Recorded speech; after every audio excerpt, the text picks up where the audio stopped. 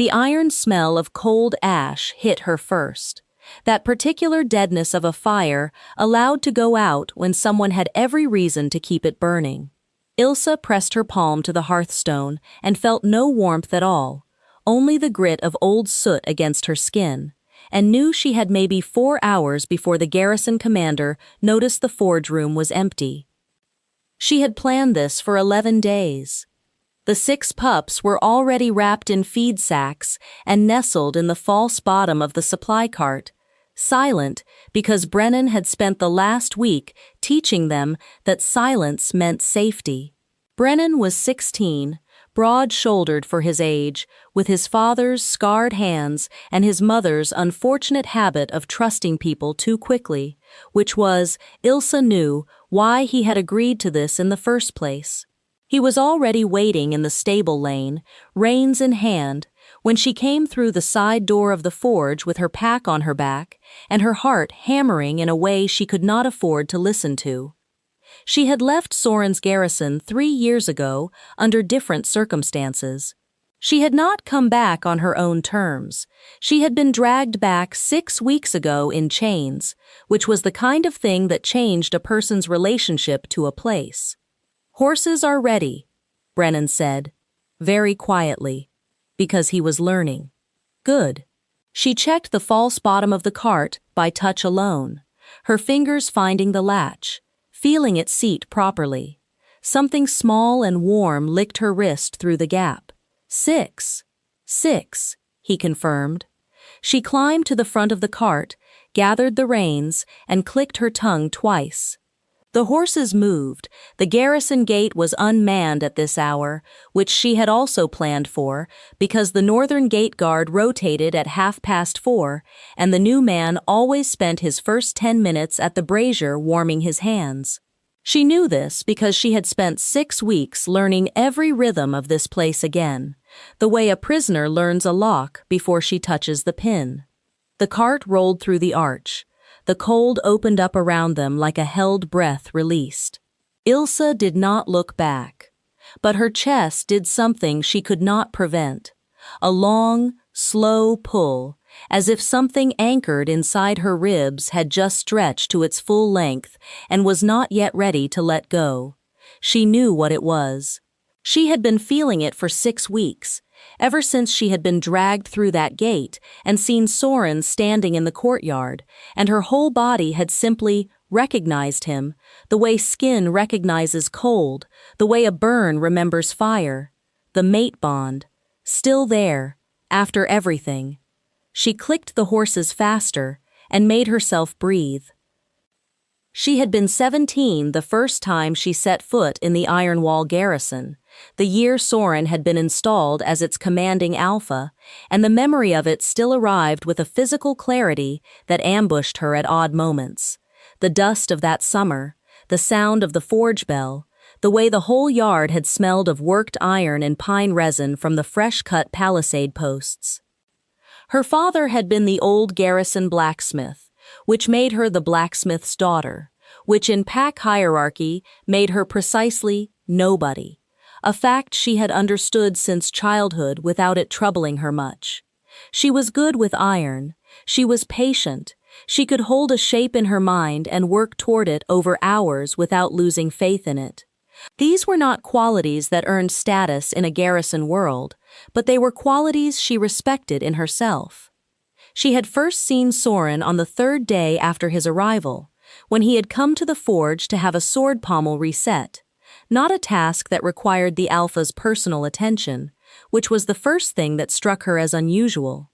He was 23 then, already marked by the kind of authority that settles into a body rather than being performed by it.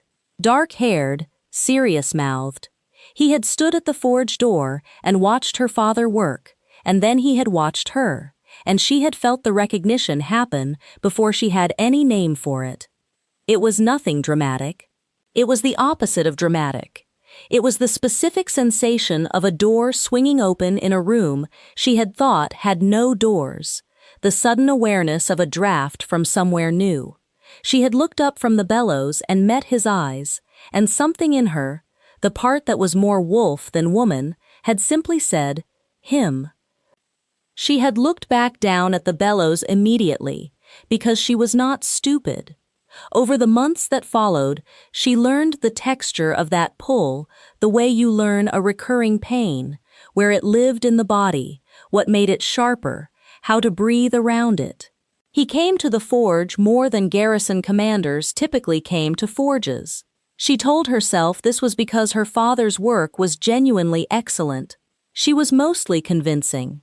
He spoke to her in the careful, measured way that she later understood was his version of restraint. He asked about her techniques, about the alloys she used for different blade weights, about how she had learned the hammer grip her father hadn't taught her. Questions that were really about her. She answered with the same careful measure, giving him information and not the other things that were pressing against the inside of her chest, wanting to be given. Once, late in the winter of that first year, he had been waiting in the forge when she arrived before dawn to start the first fire. He had a letter in his hands, and he was standing completely still, staring at the unlit hearth, and she had seen something on his face that she had never seen there in daylight, the cost of whatever role he carried. She had not spoken, she had begun laying the fire, and after a moment, he had folded the letter and put it in his coat, and they had stood together in the slowly growing warmth of the first flames, without a word passing between them, and it had been the most intimate moment of her life up to that point. She was 18 by then. She understood what the mate bond was. She had not named it to him, because naming it would have forced a conversation. Neither of them was in a position to survive well. His status was not the problem, exactly. Or not only that. The problem was the Garrison's benefactor, a regional lord named Arveth, who had funded Soren's command on the explicit understanding that Soren would marry Arveth's niece within 2 years of taking command. This was pack politics, not personal preference, and Ilsa understood that too. She was the blacksmith's daughter. He was the alpha, under obligation to a lord who could end his command and his standing with a single letter. She had known all of this and had loved him anyway, which she now understood was simply the nature of mate bonds. They did not negotiate with circumstances. They simply existed, constant and unreasonable, like gravity. The year she turned 19, something shifted. He found excuses to stand closer to her at the forge. He lingered. He laughed once, a short surprised sound, at something she said, and the sound of it had gone through her like hot metal through water. She had let herself, just barely, begin to hope. And then Lord Arveth had arrived at the garrison for an inspection, bringing with him his niece, a woman named Caress, who was beautiful and well-connected and completely correct for Soren in every social dimension. And Soren had stood in the courtyard to receive them, and Ilsa had watched from the forge doorway, and his face had been completely unreadable, and she had told herself that meant nothing. She had been wrong about that.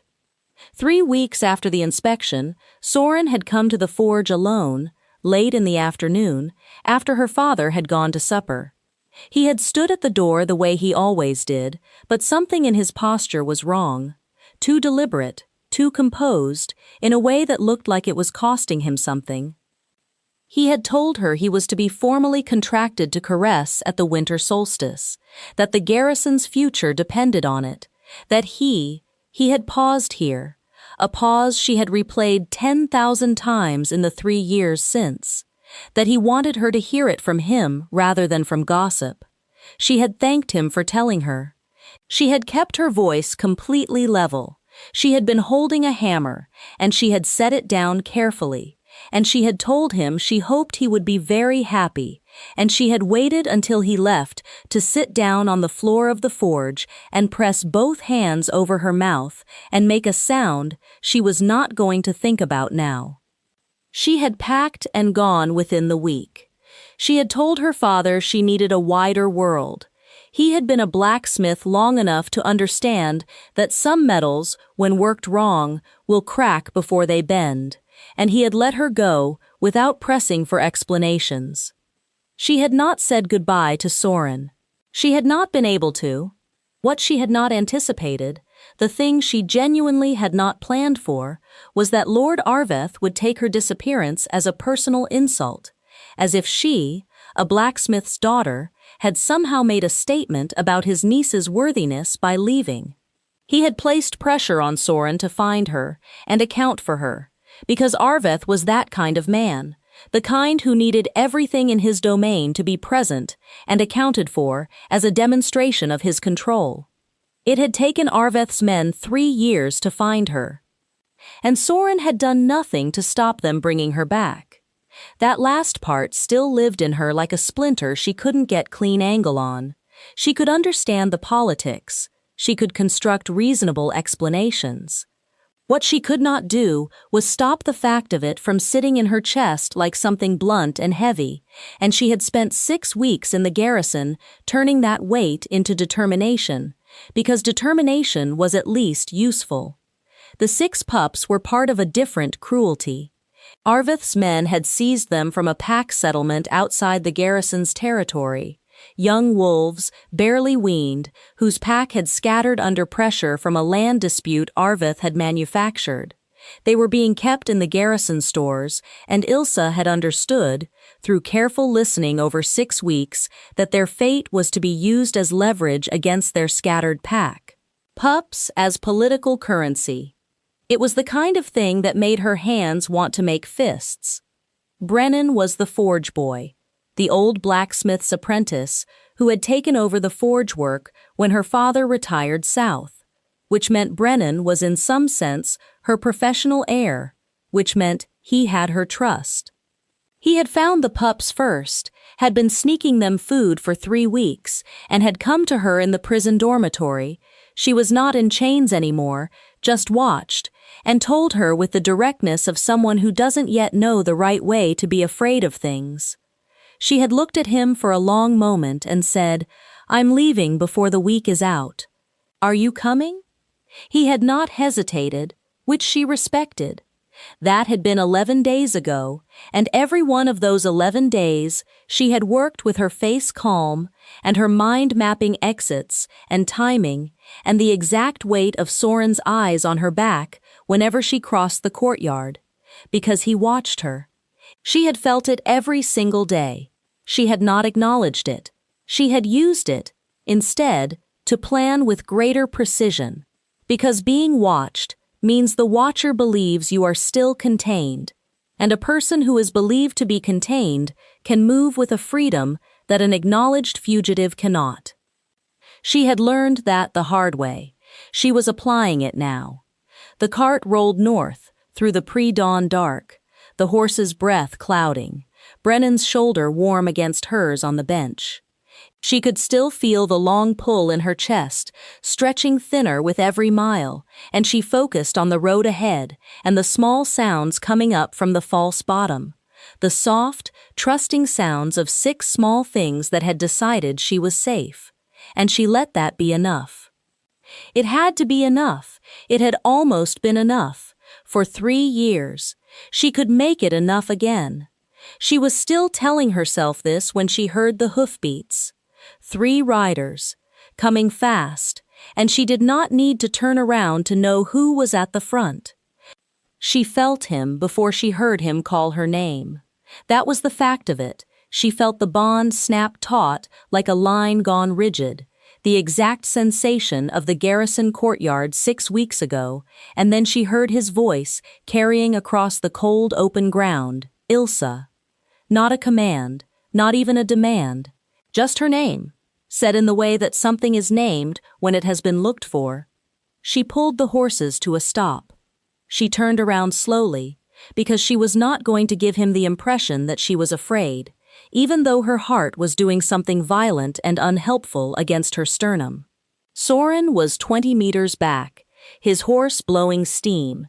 His 2 riders stopped a distance behind him. She noted he had left them back, that he had come ahead alone. She noted a lot of things about him in that moment, all at once, the way you notice the details of a place you thought you'd left for good. He was wearing his riding coat, not his armor. He had come fast, which meant he had known almost immediately. His face in the early gray light was complicated. It was the face of a man who had been composing himself for 6 weeks and had run out of composure in the last 20 meters. "You're letting me leave," she said. It was not a question.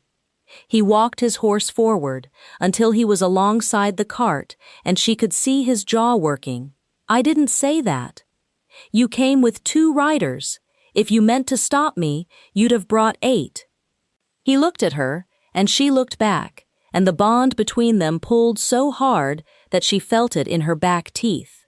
That old, familiar animal recognition, the mate sense that did not care about Lord Arveth or political contracts or 3 years of silence. It simply knew him, and told her so, loudly, in the language of nerve endings. "Where are you taking them?" he said. His eyes had moved to the cart, to the faint sound of small bodies shifting beneath the boards. "Away from here." She held his gaze. "You knew Arveth had them. You've known for 3 weeks." Something passed across his face. Not denial. "I was working on it." "You were negotiating." She kept her voice even. "I moved faster." Brennan, to his credit, was completely silent. Soren looked at her for a long moment, and she could see the thing he was trying not to say working its way toward the surface, could see it the way you can see a shape moving through deep water before it breaks the surface. She had spent a year learning to read him, and 6 weeks relearning, and she knew this expression.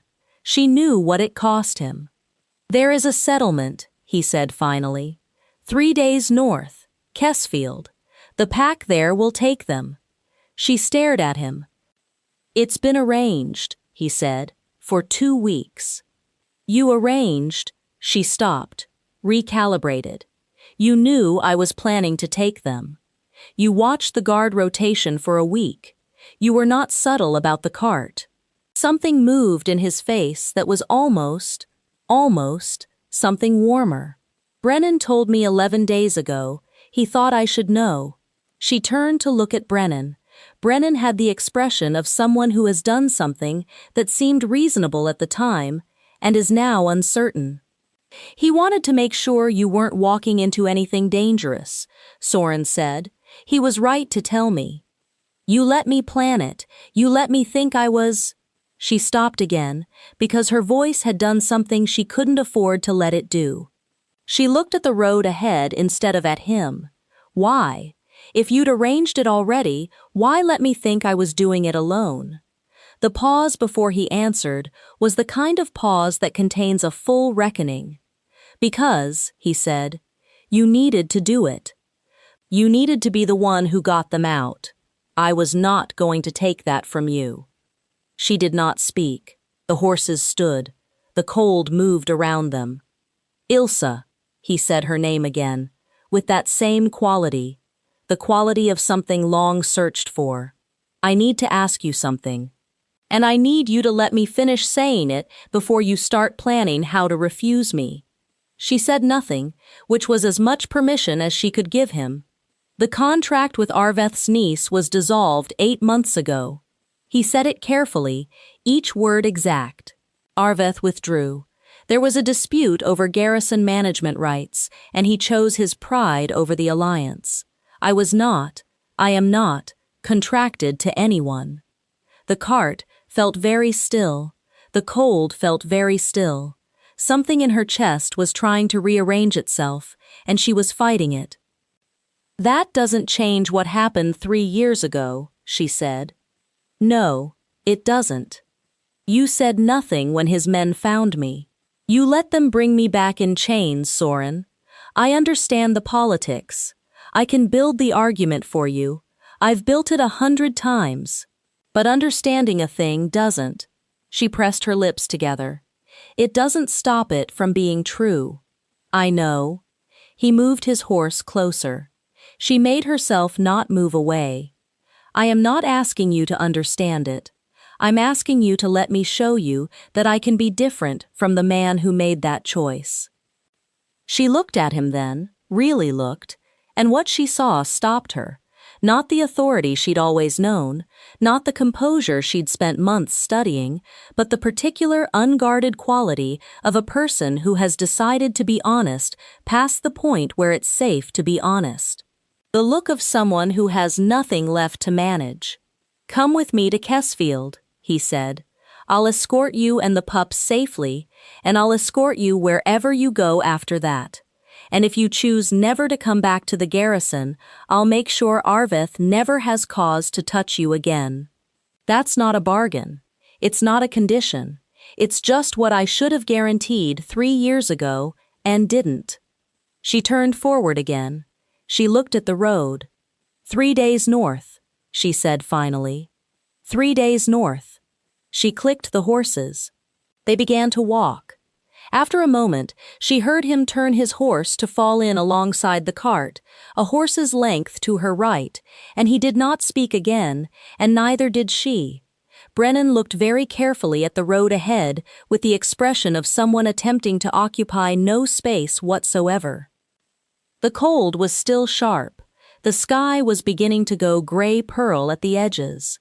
Somewhere below the boards, something small and warm shifted in its sack and made a sound like a question.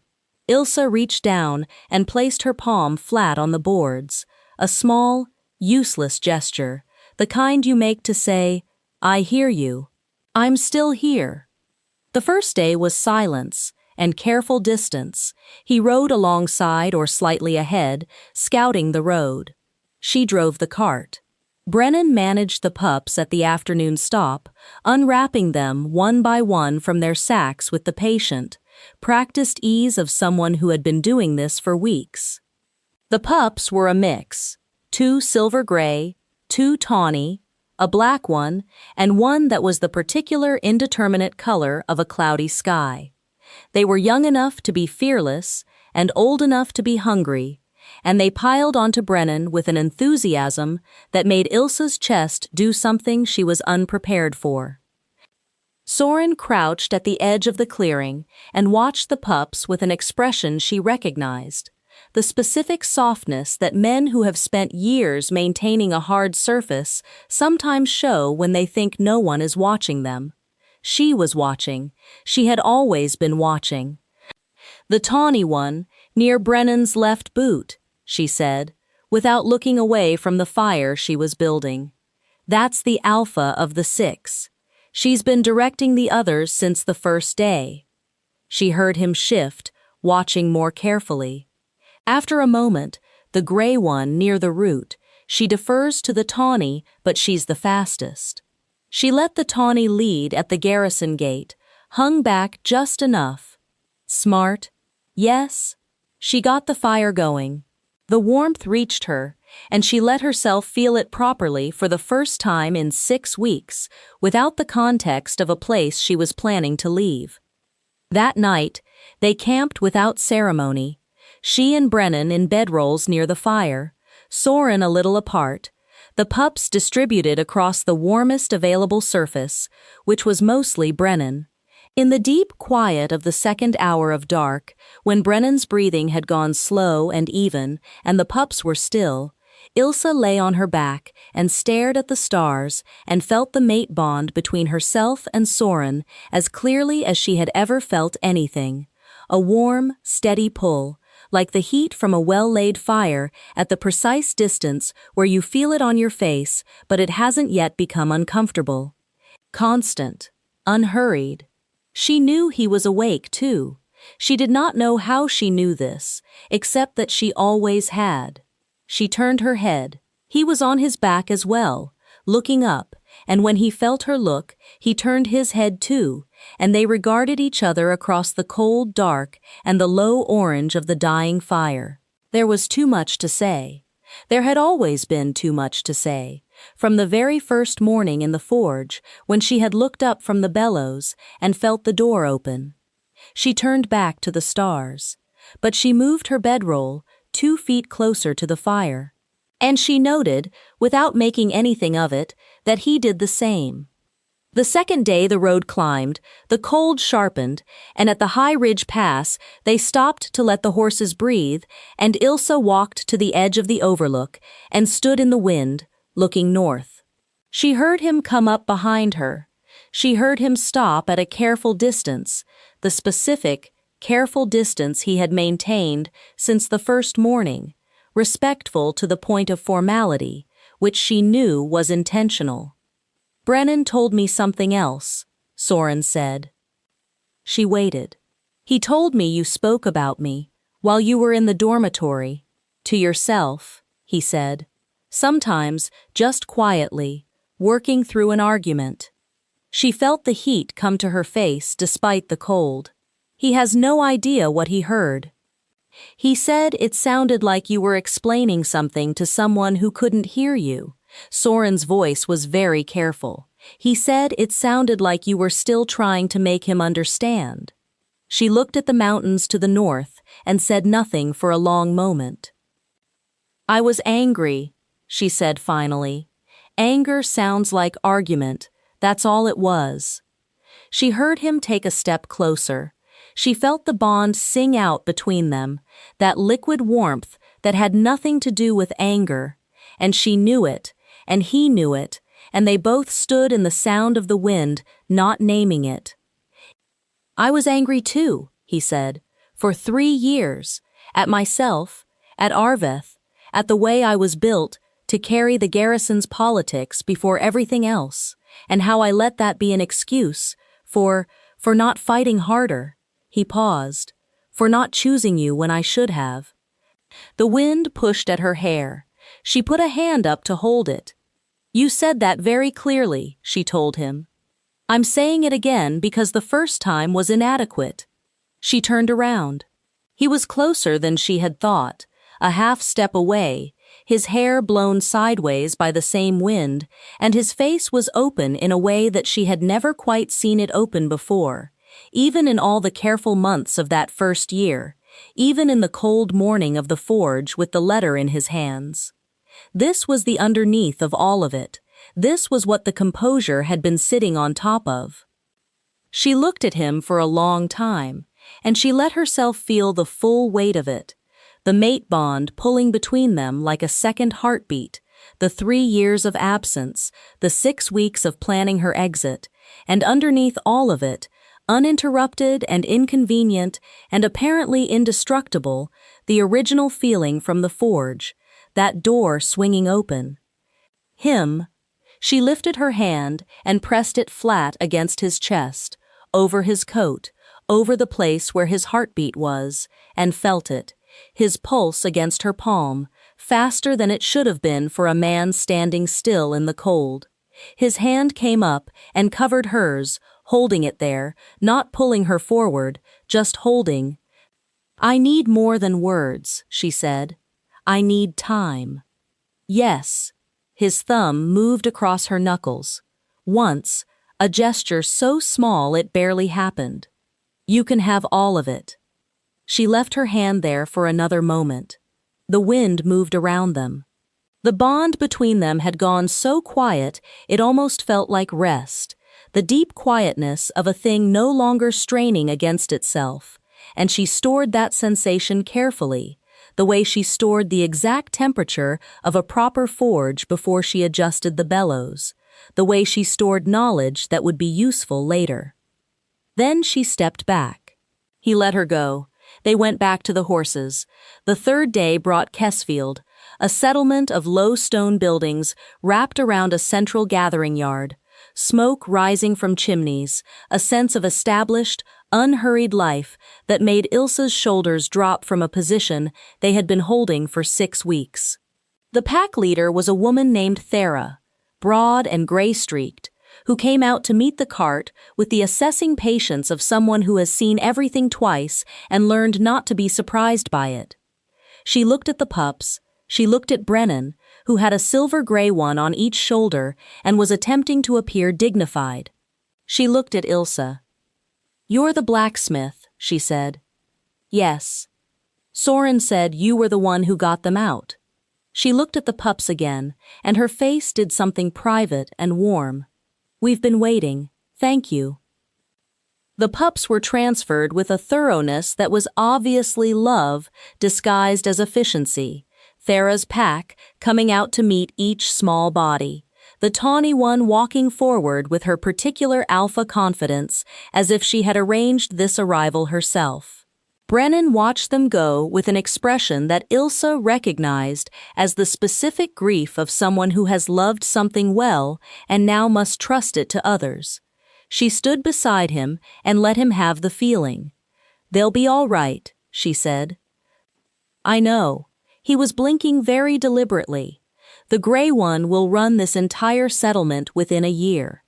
He made a sound that was not quite a laugh, but was trying to be. Thera offered them beds for the night, and a meal that was generous past what the hour required, and they sat around a long table with the warmth of a properly maintained fire and the sound of the settlement's life continuing around them, and Ilsa felt, for the first time in a very long time, the sensation of being somewhere she was not planning to leave. She sat across from Soren, and he sat across from her, and they did not talk, but they looked at each other with the easy frequency of two people who have stopped pretending they are not looking at each other. Brennan ate 3 full plates and fell asleep at the table before the second hour, and Thera's people covered him with a blanket, with the gentle matter-of-factness of people who know exactly how much 16-year-olds can carry before they simply stop. Later, when the hall had emptied and only the fire remained, Ilsa sat at the long table with a cup of tea growing cold in her hands, and Soren sat at the other end and then, after a moment, moved to sit beside her. Not close enough to press. Close enough that she could feel his warmth along her left side, and close enough that when she exhaled, she felt his shoulder respond to it. The bond between them was so present she could have drawn it, a warm line, running from her sternum to his, constant and patient as a banked fire. "What are you thinking?" he said. "That I don't know what I'm doing next. You never just say a simple thing, do you?" But his voice had that quality she loved most in it, the dry warmth, the thing underneath the serious mouth. She turned to look at him. He was already looking at her. She thought about the forge, the morning with the letter, the way he had said her name across 20 meters of cold road. Not a command. Just her name. She thought about 3 years of building a life somewhere else and how it had been a real life, a good enough life, and how the moment she had heard his voice across that field, it had rearranged itself into something she would have to renegotiate. She put her hand on the table between them, palm up. He looked at it. He placed his hand over it. She turned her hand over and took his properly, her fingers between his, and felt the bond do something she had no language for.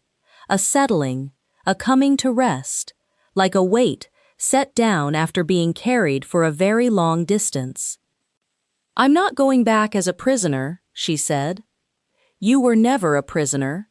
You were—" He stopped, began again. "You were brought back wrong. I will spend whatever time you give me making that right. I'm not going back as a ward or a charity or a political problem to be managed. No, and I will not be kept." She looked at him directly. "I have my own work. I have my skills. I have a forge and a craft, and you will not make me small because it is convenient for your Garrison politics." "I would not dare," he said, and she heard in it the thing she had always heard underneath his measured words, the respect that was not performance, the respect that was just how he saw her. "The mate bond," she said. "Yes. I've felt it since I was 18. I imagine you've felt it longer." "Since the first day," he said. "The morning you came through the forge door and looked at the hearthstone and said you needed to repoint the mortar before it lost heat. I didn't know what to do with any of it." She looked at their joined hands on the table. She thought about all the things she had made in 3 years, the work she had taken pride in, the places she had been useful, the life she had built out of necessity and then out of genuine choice. She thought about how none of it had stopped the pull from existing, how she had stopped fighting it and simply lived alongside it, the way you learn to live alongside an old scar. It doesn't hurt the same way it did, but you always know it's there. "Come back," he said. It was not a command, it was the thing underneath commands, not as a prisoner, not as someone managed. Come back as what you are, as the person I should have named 3 years ago and didn't. And what is that? He brought her hand up. He pressed his mouth to her knuckles, warm, deliberate, present. Against her skin, he said, "Mine, if you'll have me. Yours, if you want me." She felt the bond surge with a warmth that was nothing like electricity, nothing like shock. It was more like the hearthstone had just been relit after 4 hours of cold ash, the heat spreading slow and certain through everything it touched, reaching every cold thing and making it less cold. She looked at him. His mouth was still against her hand. His eyes were on her face. "I'm not forgiving you in a night," she said. "I know. I need to see the man you're telling me you've become, not hear about him. I know." He turned her hand over and pressed his lips to her palm. She felt it in her whole arm, her whole chest, the whole careful architecture she had built around the mate bond for 3 years. "I'm not asking for the night, I'm asking for the chance." She did not move her hand away. She thought about the forge, the bellows, the way you work a difficult metal, not by forcing it, but by returning heat to it slowly, by understanding what it was before it was worked wrong, by trusting that the original shape is still somewhere inside it and that patience and the right pressure will bring it back. "All right," she said. Not forgiveness, not yet, but the door, she thought, opening. They sat there until the fire burned down, her hand in his, the bond quiet between them, like a steady undertow, present, patient, asking nothing it wasn't owed. Brennan slept on under his borrowed blanket. Outside, the settlement's wolves moved through the yards in their easy, unhurried way, the 6 rescued pups already among them, already learning the rhythms of a safe place. In the morning, she went with Thera to look at the settlement forge, because she always looked at forges. It was just how she moved through the world, and Thera followed her with the amused quiet of someone watching a very particular kind of person come alive in the right space. The anvil was well maintained. The hearth was a good design, though the firebox could be improved. Ilsa stood at it for a long time with her hands on the edge of the flue and thought about what it would mean to have a proper forge again, to work without watching the clock or the gate. "You're welcome here," Thera said. "Any time, if you need a place to land." Ilsa looked at the forge. She thought about what Soren had said at the table the night before. She thought about the way he had looked when she had finally let herself look at him without the filter of everything she was planning. Just looked, and felt the recognition happen fresh, the same door opening. "I think I know where I'm landing," she said. She walked back into the yard. Soren was there, talking to Brennan, who was animated about something. She caught the word hinges and deduced they were discussing forge work, which meant Soren had asked him about it, which meant he had paid attention to what mattered to the people she trusted. She watched this for a moment, the way she watched the tawny pup the first day, cataloging, filing, deciding. Soren looked up and found her across the yard. His expression did not change much, because it rarely did, but something in it shifted in the specific way she had been reading for years, the internal shift, the thing underneath. She walked toward him. He watched her come. "Brennan, with the social perception of a 16-year-old who has spent 3 days in very close proximity to something significant, abruptly discovered something extremely interesting to look at on the far side of the yard. She stopped in front of Soren. "Brennan is a good apprentice," she said. "He's exceptional," Soren agreed. "He told you. He let you arrange the settlement in Kessfield. He helped. He loves those pups. He loves them, and he trusted you with that." She looked at him steadily. "I want to understand what that means, that he trusted you." "It means I've been trying to be something worth trusting." He held her gaze. "It means I've had 8 months since Arvith withdrew to be a different version of myself, and I've been trying to use them well. It means I need you to come home and see it, not because I've earned it, but because I can't." He stopped. His jaw moved. "Because the Garrison is not a home without you in it. It's just a place where I do my work and wait." She reached out and took his hand. Just that. His fingers closed around hers. "I'm going to rebuild your firebox," she said. "The forge hearth, the design is inefficient. I noticed it 6 weeks ago, and it annoyed me the entire time I was planning to leave." Something happened in his face, a short, surprised warmth, the same laugh she had heard in the forge all those years ago. "You were cataloging forge improvements while planning an escape. I can do 2 things at once." She looked down at their joined hands. "I'm coming back, Soren. Not as what I was, as what I am. That's all I wanted." He said it plainly, with a certainty that she recognized as the deepest register of his voice, the register underneath the Alpha authority, underneath the Garrison commander, underneath all the composure, the register that was just him. "That's what I should have fought for from the beginning. You, as what you are, everything you are." She looked at him and felt, at last, the full weight of the mate bond settle into its proper position. Not a pull anymore, not a taut line stretching to its limit, but a warmth that moved through her like the heat from a fire properly laid, steady and deep and reaching everything, leaving nothing cold. "How could you not?" she said, and she meant it as a question, a real one, asking him to say it. He understood, because he always understood her. "How could I not love all of it?" he said. "The forge, the planning, the 11 days, the cart, the pups, Brennan, sleeping at the table, the way you talk to metal like it can hear you.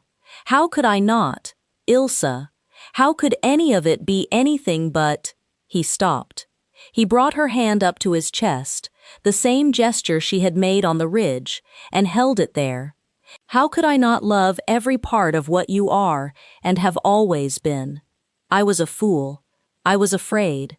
I was not brave enough to be worthy of you." He looked at her steadily. "I am trying to change that. I will spend as long as you give me, trying to change that." "You already are," she said quietly. She moved into him then, closed the last few inches between them, felt his arm come around her, careful at first, then certain, and pressed her face to his shoulder, and felt the bond between them complete itself at last, not with any fanfare, not with any shock, just with the deep, simple satisfaction of a door closing on the right room. They stood in the settlement yard in the thin, early light, with the smell of wood smoke and the distant sound of pups already learning the names of new places, and she felt the mate bond hum between them like the note a bell holds long after it's been struck. Sustained, resonant, true. She would rebuild his firebox. She would learn the Garrison's new rhythms on her own terms.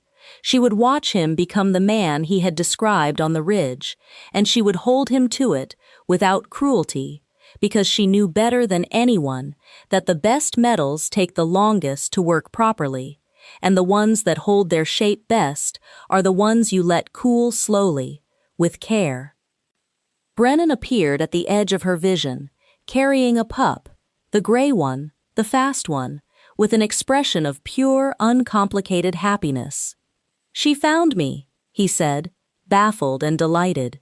"She knows a good person when she finds one," Ilsa said. Soren's arm tightened around her. Once, not possessive, not declarative, just present. She let herself lean into it. She had been carrying herself alone for a very long time. She could afford to lean. "Let's go home," she said.